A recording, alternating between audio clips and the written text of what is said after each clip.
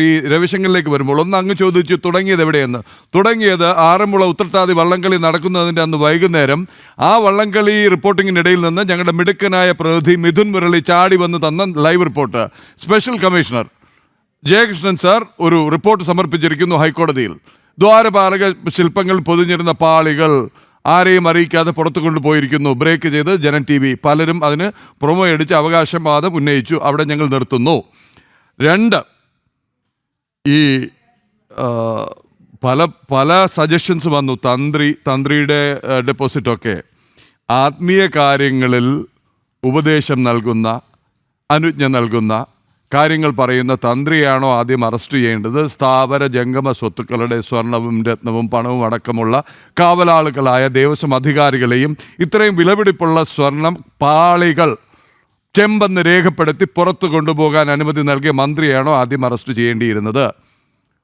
3, അവിടെ നിന്ന് മാറ്റരുതെന്ന് കൃത്യമായ കീഴ്വഴക്കം ചട്ടമുണ്ട്. ഭഗവാന്റെ സ്വത്തുവകകൾ, ഭഗവാന്റെ തിരുവാഭരണം അടക്കമുള്ളവ, ഭഗവാന് ലഭിച്ചിട്ടുള്ള ആഭരണങ്ങൾ, അവിടെയുള്ള എന്ത് വസ്തുക്കളാണെങ്കിലും അറ്റകുറ്റപ്പണി നടത്തണമെങ്കിൽ അത് അവിടെ നടത്തണമെന്നും ആരുടെയൊക്കെ സാന്നിധ്യം വേണമെന്നും കൃത്യമായി എഴുതി വച്ചിട്ടുണ്ട്. അപ്പോൾ അവിടെ നിന്ന് പുറത്ത് കൊണ്ടുപോയപ്പോൾ എന്തിന് ഒളിച്ചു കടത്തി? ചോദ്യങ്ങൾ അനവധി ബാക്കിയാണ്. വിവിധ സംസ്ഥാനങ്ങളുടെ ബന്ധമുണ്ടെന്ന് അങ്ങ് പറഞ്ഞു. SIT അന്വേഷണം മതിയോ? CBI അന്വേഷണം വേണ്ടേ സംസ്ഥാനങ്ങൾക്ക് പുറത്ത് കിടക്കാൻ?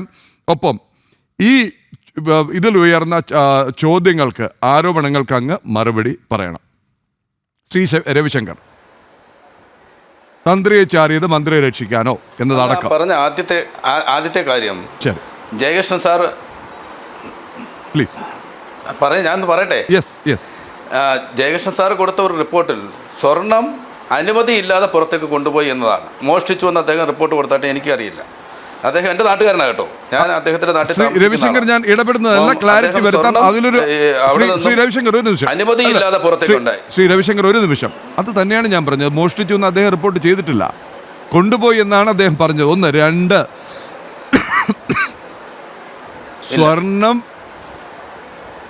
സ്വർണ്ണപ്പാളിയിലെ സാർ പറഞ്ഞല്ലോ. അല്ലല്ല ശ്രീ രവിശങ്കർ, ഒരു നിമിഷം.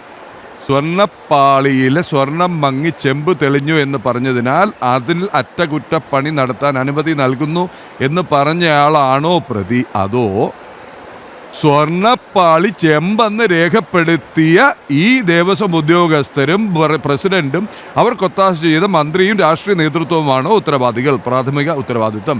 സ്വർണം കട്ടെന്നും ഞാനും പറഞ്ഞിട്ടില്ല. സ്വർണം അനുവാദമില്ലാതെ പുറത്തു കൊണ്ടുപോയെന്നേ പറഞ്ഞിട്ടുള്ളൂ. ശ്രീ രവിശങ്കർ തുടരാം, സമയക്കുറവ് മൂലമാണ്. 48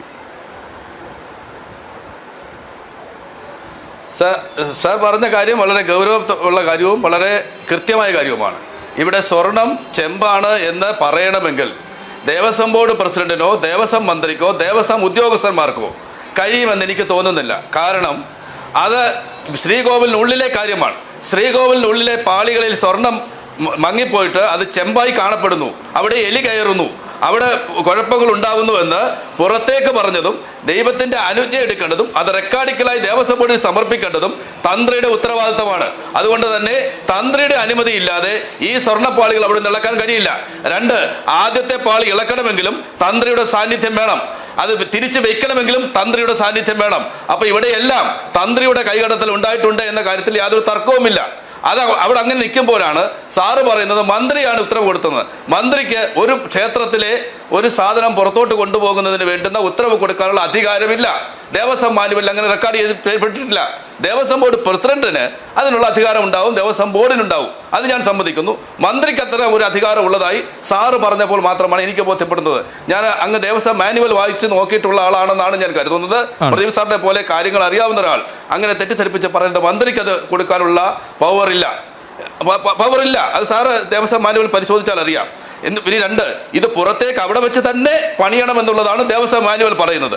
പുറത്തേക്ക് കൊണ്ടുപോകാൻ അനുമതി കൊടുക്കേണ്ടത്, ദേവന്റെ വസ്തുക്കൾ അനുമതി കൊടുക്കേണ്ടത്, ദേവന്റെ പിതൃസ്ഥാനത്ത് നിൽക്കുന്ന, ദേവന്റെ പിതാവെന്ന് അവകാശപ്പെടുന്ന, ദൈവതുല്യമായി വിശ്വാസികൾ കാണുന്ന തന്ത്രിയുടെ അനുമതി ഇല്ലാതെ ഇത് പുറത്തേക്ക് പോകില്ല. ഈ തന്ത്രിയുടെ ഏറ്റവും അടുത്ത ആളാണ് ഉണ്ണികൃഷ്ണൻ പോറ്റി എന്നുള്ളത് ഇപ്പോൾ വ്യക്തമായിട്ടുണ്ട്. അദ്ദേഹം 2004 അവിടെ വന്നാണ്. തന്ത്രിക്ക് ഈ തെലുങ്ക് അറിയില്ല, തമിഴ് അറിയില്ല, കന്നഡ അറിയില്ല.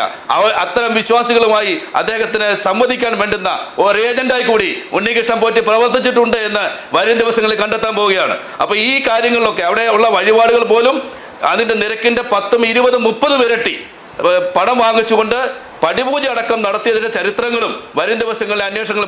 രവിശങ്കർ സമയക്കുറവ് മൂലം ഇടപെടുന്നു. ഒരു വട്ടം കൂടി അങ്ങയിലേക്ക് വരാം. പക്ഷേ ഇനി ഒരു 6 മിനിറ്റ് മാത്രമാണ് ബാക്കി.